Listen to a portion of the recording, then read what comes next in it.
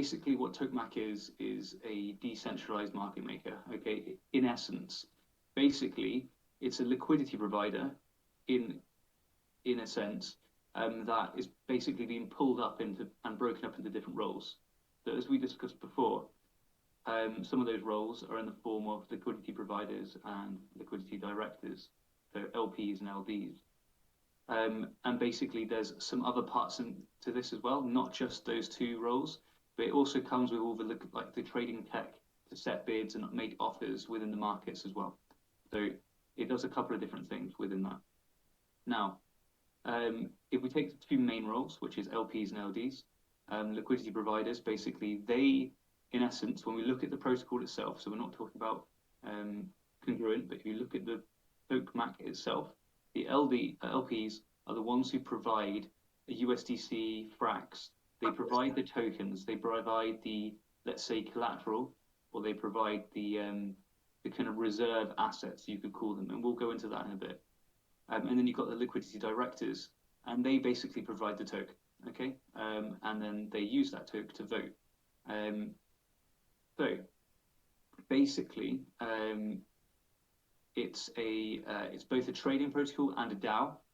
So the token is basically tokenized liquidity, and it's basically a utility token. So it tries to alleviate this problem that DAOs are having, which is basically they used to, or still are, they live and die on liquidity. Basically, that's essentially one of the major problems with these things.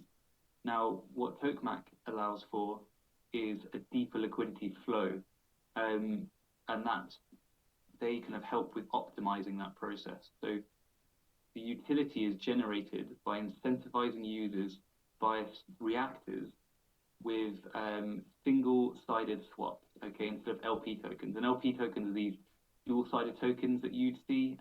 You go to Sushi Swap, you put both tokens in, you get an LP token, you deposit that. It can be confusing, it can be costly. There's a lot of kind of legwork that's got to be done. It's easier now than it was, but it's still just a bit of effort and more trouble than you really want. So it incentivizes these single-sided staking or single-sided swaps, which means you don't have to do the trouble. You put it into Tokemak, and it does all of that for you, basically. So liquidity is generated by two-sided trades. Okay, so that can happen on automated market makers, for example, MMs. So Sushi and Uniswap are examples of that, and that's in the hope of creating a very tight slippage. Okay. So the protocol doesn't control the trading volume, and that's often, or it's often mistaken for trading liquidity. And they're different things, and they're also different within crypto, but rather it helps to deepen the bids and the trade offers and the pools. So Tokemak's liquidity, its own liquidity, is basically sourced via the incentives mentioned. That I've just mentioned, and it's incentivized by these token yielding reactors. Okay, that liquidity is then taken and routed to the best trading venues, and then trading is basically, it comes as a result, right? Because it provides low slippage, and I'll dip onto what slippage is a little bit later. Yeah, just looking for my notes. Yeah, a little bit later. Okay, so back to the task at hand. So ideal customers. So who are Tokemak really focusing on? Who do they want to provide this service to? So obviously DAOs, protocols, founding teams, builders. It's aiming to help with the bootstrapping. It's helping with liquidity, like we said before. And that brings in the idea that I think some of you might find interesting, which is this idea of what we're calling green pilling now. And it's the idea of public goods. There's a couple of really interesting talks going on about that right now. Vitalik is really interested in that at the moment. But green pilling, so it's an interesting concept. So how does Tokemak make a revenue? Okay, so how does it profit from this? Because it needs to profit somehow, right? It's not a charity. So basically, it makes trading fees. and it makes them by holding the tokens that are deposited and by deploying those tokens that are yielding themselves. Basically, some of those tokens that they're taking on will yield in and of themselves. So things like curve, convex, stuff like that. It's the same kind of thing that we might do, but they do on a larger scale, and a few other facets to it. So is it permissionless? Obviously, their goal is to be decentralized and permissionless, but as of yet, no. But they have stated that as a goal, and that comes into one of their kind of macro kind of goals or macro objectives, which I'll cover at the end. And that's like, I'll make a bull case for this later, and you'll see what I mean. But it's not at the moment. Basically, the reactors only really need a certain amount of desired token, and often that's provided by the liquidities or DAOs wanting to get the reactor. So that's how they function at the moment, if that makes sense. Now, one of the main features is this idea of impermanent loss, and it's one of their selling points, right? Especially for liquidity providers. So there's some interlocking mechanisms that really help prevent impermanent loss. Now, there's actually no such thing as preventing impermanent loss, but there is such a thing as mitigating impermanent loss, and it aims to do that in a couple of different ways. So just to cover what impermanent loss is it's the risk that liquidity providers take in exchange for fees that they earn in liquidity pools, okay? And in the past, most liquidity providers kind of get run on. It's a bit of a tricky game. It's who's holding the bag last often. So basically, if the impermanent loss exceeds the fees that are earned by a user when they withdraw, it means that that user has suffered a negative return compared to simply holding their token outside the protocol. That makes sense. So that's what impermanent loss is, okay? Which helps kind of give you an understanding of what they're trying to prevent. Now, some of the mechanisms, they've got a surplus deficit management, which is, as it sounds, they've got a localized rebalancing or slashing mechanism, and that takes place within reactors. So only local reactors will go through this. It's not shared among the reactors, okay? And then they've got a reserve, and this is one of the kind of incentives they have for people putting in the protocols. So all the liquidity providers, they're basically promised a 1-to-1 swap ratio, okay? So the LPs can always be made whole again. So via the TABC, and I'm saying ABC as in whatever token you want, okay? But token as in, or T as in token, or tokenized. So basically, you input your TABC, we can call it T gas, you can call it T whatever you want. And that's always promised that when you deposit that TABC back, okay, or T gas, you will always get that return back. Okay? You will always get that gas back, all right, which makes you whole again. So by providing a certain amount of reserve to the reactors, okay, which is, we're not talking about protocols and DAOs that do this. They provide a certain amount of reserve to a reactor, and that can basically decide on how powerful their reactor may be, okay? And that's because there's a multiplier for how much liquidity from a third-party liquidity provider can be spread across the community, of which that reactor can then provide, right? The current multiplier is about 3 times, okay, so it's a 3x. Now, I'll just run through a quick example so you can kind of wrap your head around that for those who don't instantly kind of understand it or haven't read into it. So let's take an example where a protocol puts up a 3 million token, like $3 million worth of tokens. So let's say $3 million worth of ABC, okay, as a reserve.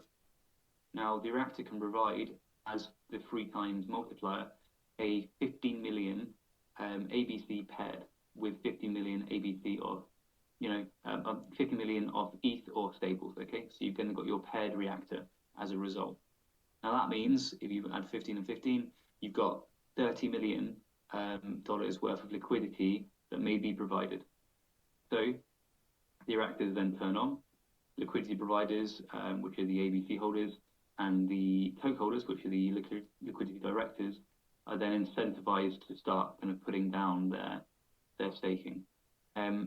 Rebalancing will occur as we went through before, and that rebalancing is that kind of rebalancing or slashing mechanism within those reactors, and then basically because of that, a whole feedback loop then starts, it begins, and then you kind of have this mechanism in play.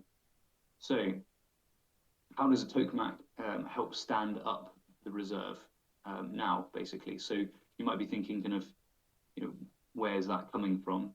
What they do is, in the early days, which is where they are now, they basically facilitate a swap. They might do that via a trade. They might do that via a TradFi swap. And this, because Tokemak basically receives enough reserve to stand up a backstop for the reactor. And then the opposite party, let's say a DAO, will receive enough toke to become a powerful liquidity director. And so that it's a pretty fair swap, and both parties seem to be winners in the beginning, okay? So that's how they kind of operate within a nutshell. Now, how does that feed into the bigger picture? So basically, where would the protocols exactly route that liquidity, right? Because you're thinking kind of, all right, well, they get the liquidity, what do they do with it? How does that make sense? Where does the value come in from the DAO side? How do they use this utility? So the protocol teams or the DAO teams, or whichever individuals are in play, will reflect basically on how the flow of liquidity may be affecting them. So, for example, they may be invested or partnered with certain platforms where they may want to increase the liquidity because they've got a unique use case in that said protocol platform. So different, as we're calling as Legos. So how those protocols play within your wider plan. They may desire to route liquidity to them to incentivize that, or to build those protocols up, which may drive revenue for them in the future. Or maybe, if you go on to Tokemak's site, I'm not sure how many of you have investigated it, you can also use a switch called Pro, and that basically allows you to view metrics on the liquidity routing. So they may have the deepest liquidity in a particular automated market maker. So it might be Uniswap, for example. So they may choose to double down on their liquidity within that one market maker, which basically just has a really, really good effect on that one exchange. Or they may choose to route the liquidity to another market maker, so Sushi or Balancer. And that's because they've got enough liquidity, let's say in Uniswap, but they want to route it to Balancer. So they have more than one place with deeper liquidity. The current automated market makers that Toke can actually direct the liquidity to are Uniswap V2, Curve V2, SushiSwap, and Balancer at the moment. I think they've got one more, I can't remember it. Basically, they can look to see where they're getting the most utility or the most use from their liquidity, and then each cycle they can adjust and rebalance their flow accordingly to provide an optimized income, basically. And that kind of the cycles, I think they're 1 week or 2 weeks at the moment. I can jump in. They are officially 1 week now. They stopped. They're 1 week now. Yeah, good. Yep. So yeah, so those cycles, 1 week long, that gives you quite a lot of changes that can be made quite frequently. Like 1 week is not that long, so you can judge, engage, and redirect fairly frequently. Not like you're locked in for a long period of time. Allows you to maintain adaptability. So, as in Tokemak, what are their current expansion goals? Now, this gets interesting, and initially, their main goal is basically to expand to other exchanges. It's as simple as that, and they're going to try and exhaust that list, by my knowledge, because why wouldn't you, right? As a liquidity director, that's their first goal. Makes sense. After that, they might look at more, let's call them exotic protocols. So they might look at kind of lending and stuff like that. But that's a secondary thing for them. Either during that or before that or after that. I know that one of their other goals is to expand to layer twos. So they currently operate on ETH, the layer one, but they want to expand to layer twos. And even though they're operating on a layer one, they've actually got a really cool mechanism where toke holders, once they're staked, can vote and rebalance via a gasless mechanism. So they don't actually have to pay once they're staked to basically vote or direct liquidity. Like it's gasless, it's free. So that's a really good thing for everyone, So basically. one thing I wanted to get like some more understanding is about the reactor itself. And what does it mean if we own a reactor? Is that going to be covered later, or should I just shut up and listen? A reactor is basically you need to establish one to be able to have this. They don't do partnerships, so for all of this to work, you need a reactor. You could become just a sole liquidity director, Okay. but you're not going to make as much just directing liquidity. You want to have A reactor. You want a reactor. Really, that's the goal. I guess the second part is if we had to, or are we going to step away from curve and convex to do this, or is this going to be a part of both? No, I can. I can't tell you for sure, but I'd say that would be undesirable. The reason is your risk curve. This does have an inherent risks. Curve is seemingly, if you play with stables, yielding stables, you're playing a really safe game. And so I would say that's the safest thing. That's why you want the bulk of your allocations within stables. By the stable yield, and then these sort of things are macro plays, and what we have other layers of yield on top, other utilities. So I would say you wouldn't look to jump straight into this with all both feet. Okay. So Más grande. So in theory, in the future, this would allow liquidity directors to basically route liquidity not only across different layers, but they're also looking at different networks. So you can imagine that. What happens when on one platform you can route liquidity for different protocols or tokens to not only different exchanges, but across different layers, different networks. Like things start to get a little bit crazy, right? Like bridging kind of, but doing it all as long as the chains allow for that. So that's a factor that they need to consider. But yeah, based on that, absolutely. Now, I'll make a little bull case that I wrote up today just for Tokemak. So what's the bull case for Tokemak? Basics is that in taking assets on board Tokemak, which essentially are liabilities. So by Tokemak taking the liabilities on board or assets, is using its own pool of capital, and it starts to basically earn on trading fees. Okay, so that's part of the system as its own revenue driver. Now, part of that is distributed to liquidity providers and directors in the form of toke. And further down the road, they may vote to enable something like a redeeming service. So basically, from Tokemak, you may be able to burn or redeem your toke in the form of burning or a buyback system. Something similar to this has been trialed on Frax. So for those of you who know Frax, you can go and see how they're doing it, and that might give you an example of how this may be kind of done.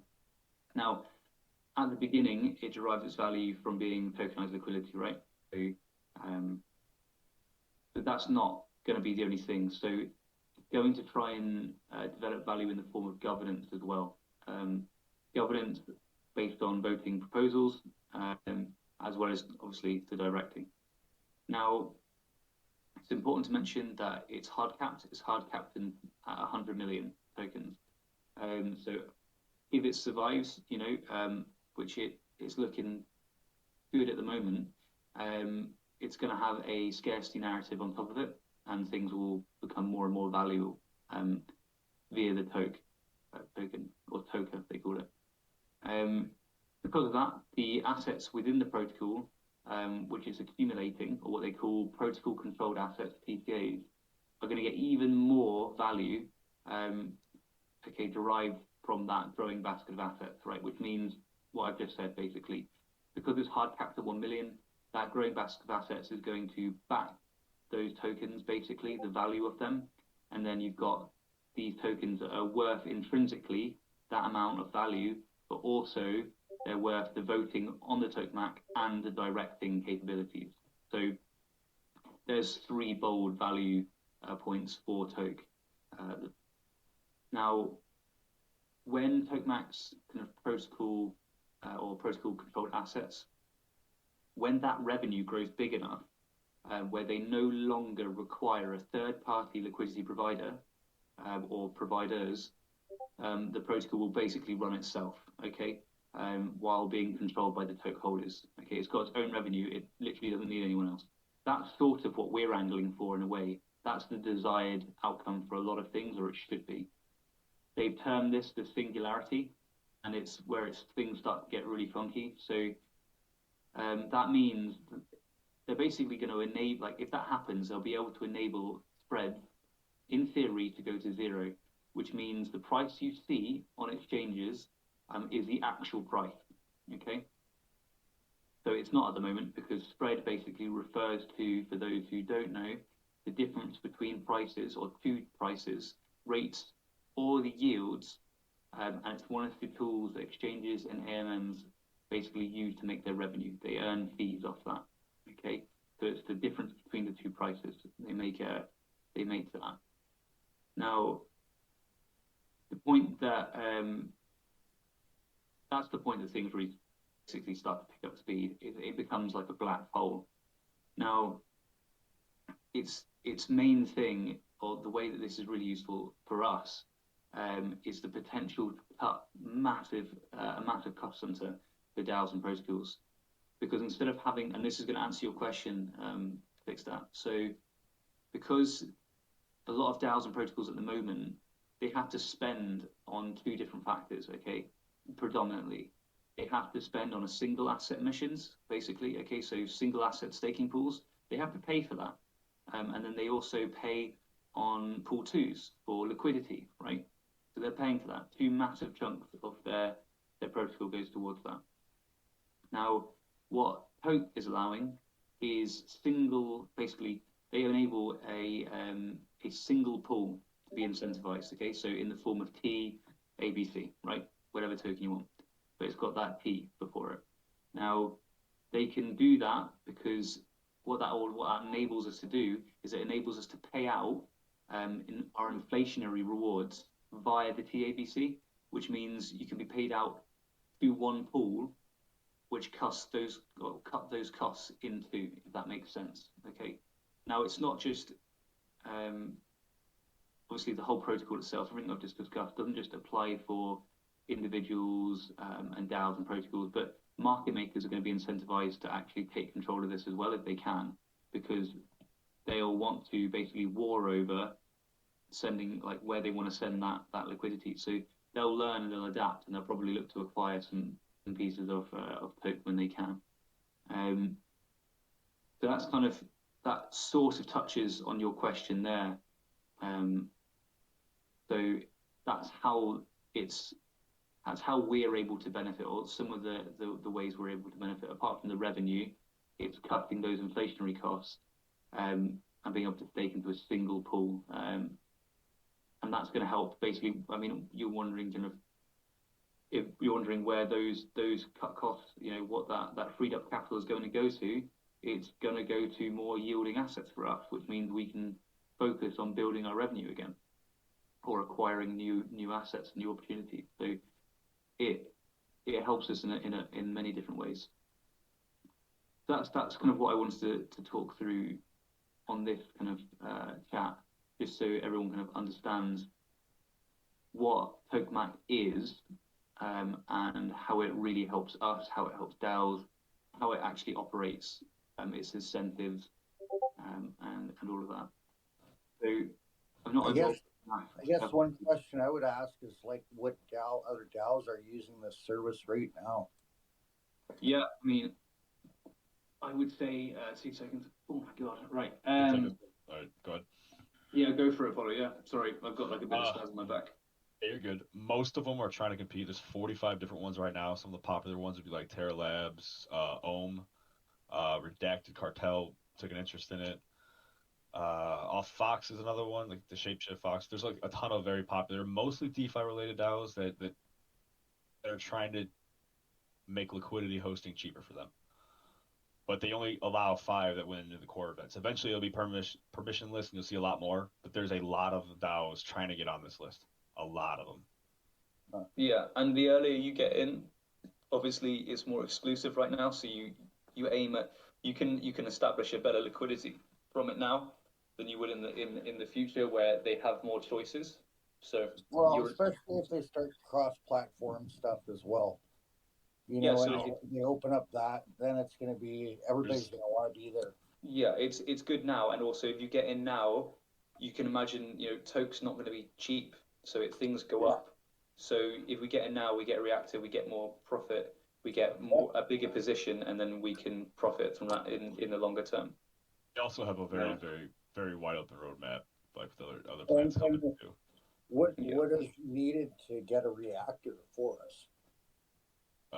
You have to place top 5 in the core event of all the 40, 50 DAOs that are competing in there. Out of treasury to.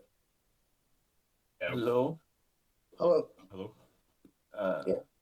You've got a question, Cameron?